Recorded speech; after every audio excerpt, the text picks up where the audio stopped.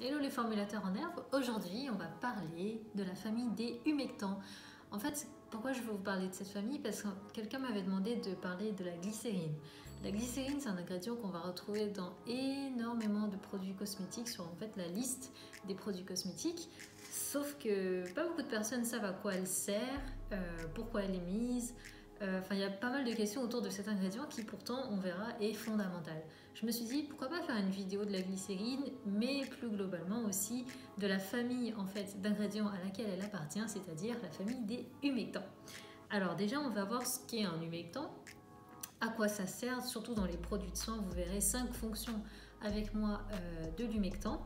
Ensuite, on verra la liste des humectants les plus connus et disons les plus fréquemment vus sur les listes INCI, donc les listes d'ingrédients des produits cosmétiques. Comme ça, ce soir, quand vous regarderez votre liste d'ingrédients, votre produit ou peu importe ce que vous mettez, vous verrez forcément, quasi à 100% des cas, au moins l'un des ingrédients de cette liste que je vais vous donner tout à l'heure. On parlera bien évidemment de la glycérine parce que c'est aussi l'objet de cette vidéo. Et en toute dernière partie, je veux vous parler en fait de petits conseils en termes de formulation, en fait bien vous expliquer quelle concentration utiliser pour un tel ou un tel ingrédient humectant et pourquoi est-ce qu'on utiliserait plus l'un que l'autre, etc. etc. Donc j'espère que cette vidéo va vous plaire, c'est parti!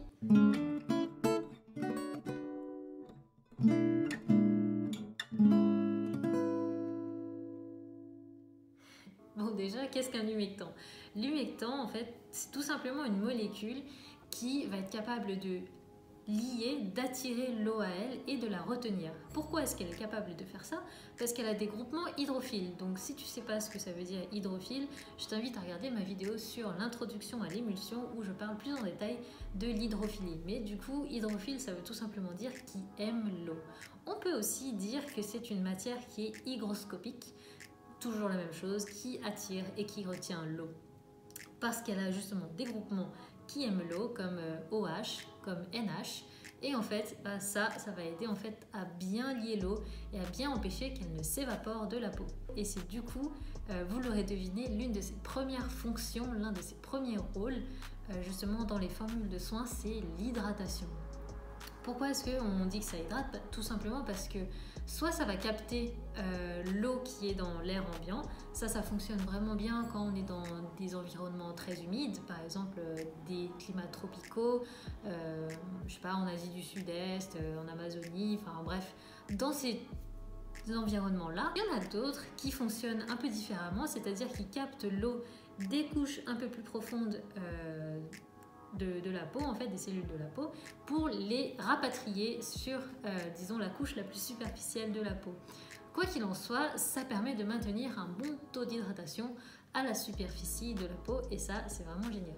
Deuxième fonctionnalité, deuxième rôle, si vous avez vu la vidéo sur les conservateurs naturels, vous savez qu'en fait certains humectants, certains glycérols ont la capacité de booster les conservateurs, c'est-à-dire qu'on peut en mettre un peu moins parce que justement en combinaison avec certains glycérols, ça a une efficacité équivalente et du coup on n'a pas besoin de mettre beaucoup de conservateurs, on peut en mettre justement un petit peu moins.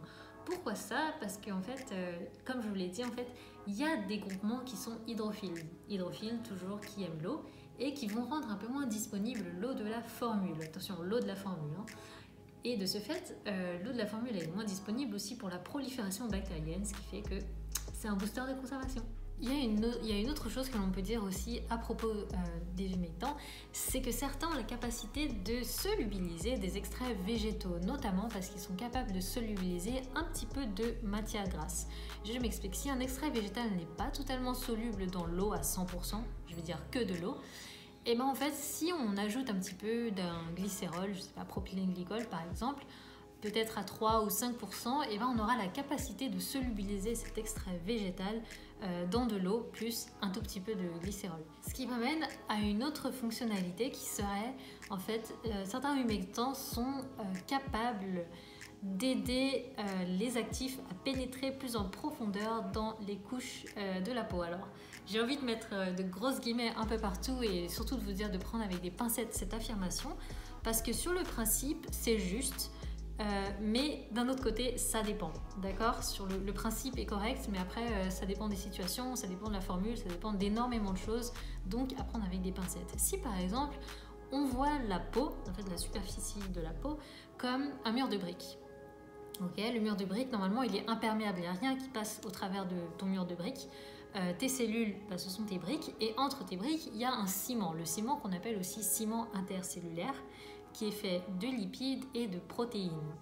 Mais comme je vous l'ai dit tout à l'heure, en fait, il y a des humectants qui sont capables de dissoudre un peu des matières grasses, notamment des lipides qui pourraient en fait être les constituants de notre ciment intercellulaire.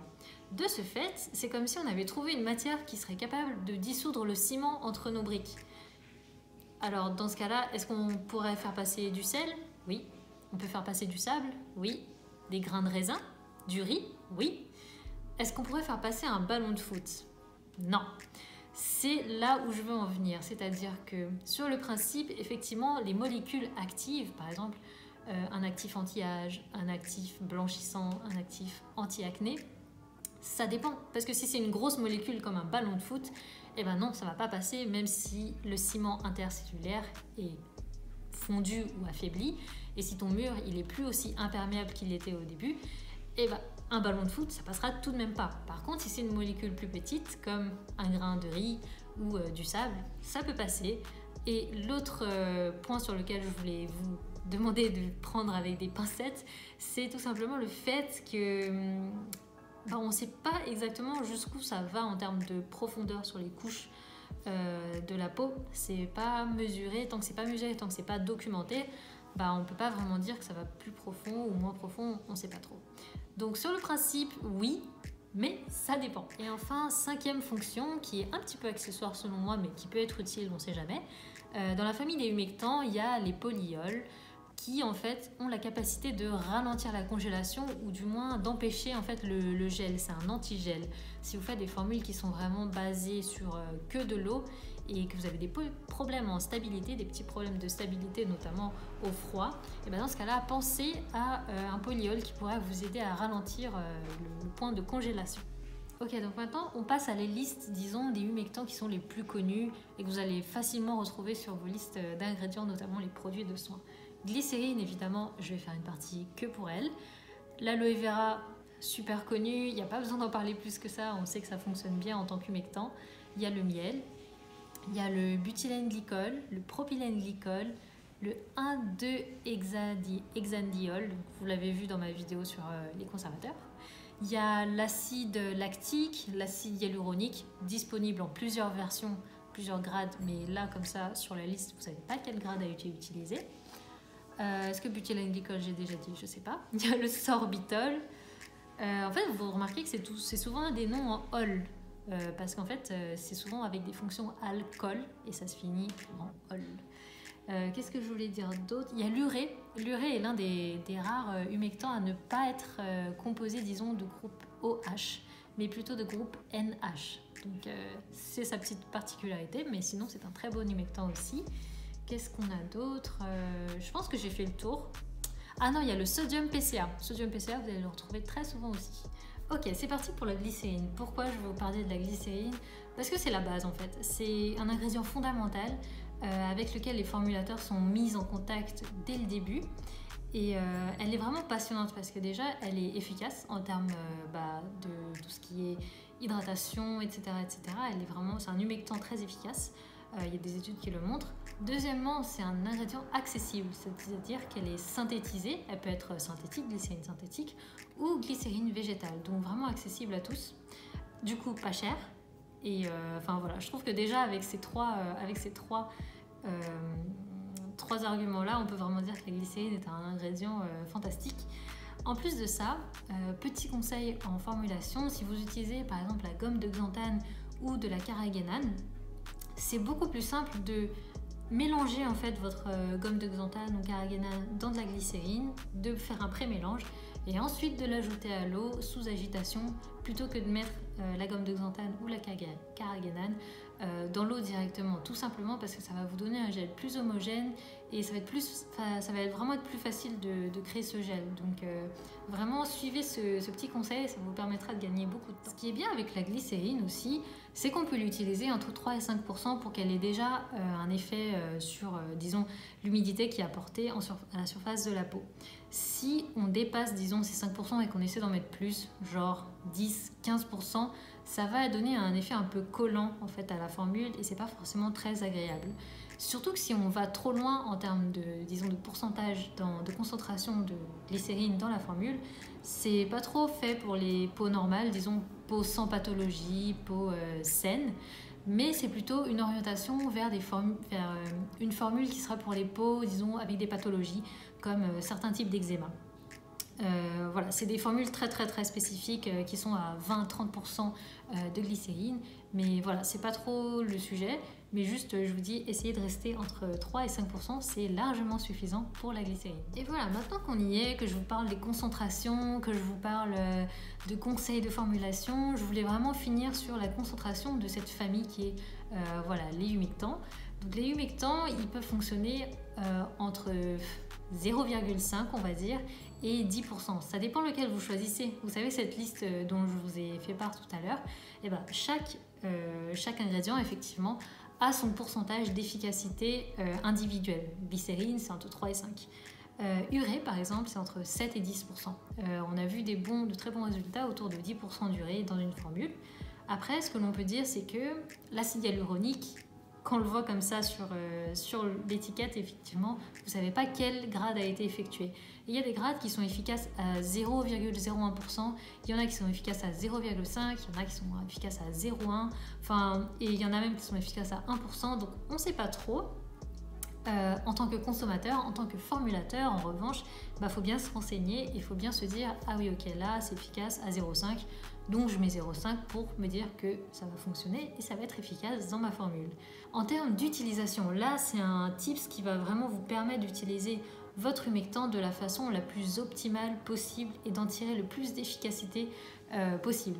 Pourquoi? Parce qu'en fait, si on se dit « Je vais juste mettre, je sais pas, mon gel d'aloe vera et rien d'autre par-dessus », le problème, quel est-il? C'est qu'on va justement avoir une bonne humidité à la surface de la peau, ok, mais cette humidité, c'est de l'eau et l'eau, ça va s'évaporer en fait à la surface de la peau. C'est comme si on avait fait des efforts pour rien, on est d'accord? Donc à partir de ce moment-là, si on veut ralentir l'évaporation de la peau, l'évaporation de l'eau, il faut aussi rajouter une huile végétale si vous êtes plus orienté vers le naturel, ou une huile minérale, donc qui sont occlusives et qui vont bien permettre de ralentir cette évaporation. Autre chose importante, si vous formulez pour l'Asie du Sud-Est, un pays tropical, comme je vous l'ai dit, il y a des humectants qui sont plus appropriés parce qu'ils vont capter l'humidité de l'air ambiant et d'autres qui vont capter l'humidité, disons, des cellules des couches inférieures. Donc à ce moment-là, si vous utilisez quelque chose, si vous formulez pour quelqu'un à Hong Kong qui est un climat plutôt humide, dans ce cas-là, choisissez plutôt le sodium PCA, l'acide hyaluronique, qui sont plutôt ok pour ce genre d'humidité, ce genre de climat. Si vous formulez pour la France, l'Italie, à ce moment-là, on pourra rester dans un humectant classique, on va dire, la glycérine, qui fonctionne très bien dans ce type de climat. Autre chose, et ça en fait fait un rappel à ce que je disais sur du coup l'occlusivité, si vous formulez pour un pays nordique, froid et sec, alors à ce moment-là, c'est pas tellement nécessaire de se concentrer sur l'humectant, quel humectant choisir, lequel prendre, booster la formule en humectant. Non. À partir de ce moment-là, vous allez plutôt vous concentrer sur une formule qui sera occlusive. En fait, on va avoir un max d'évaporation de l'eau à la surface de la peau. On va avoir du coup du froid, ça va irriter, ça va faire rougir la peau. Et en fait, là, à ce moment-là, c'est pas juste apporter de l'humidité, c'est vraiment empêcher qu'elle s'en aille. Donc ouais, c'est juste un conseil par rapport à ça. Si vous formulez pour du pays nordique, à ce moment-là, ça va carrément être des cold cream, des formules très riches, très enveloppantes, très couvrantes. Et en revanche, si vous formulez, disons pour Hong Kong, c'est carrément différent, ça va être des formules plus légères, mais qui vont quand même bien absorber l'humidité ambiante. J'espère que cette vidéo vous aura plu. que vous aurez appris un maximum de choses et que ça vous sera utile dans le futur. Ciao!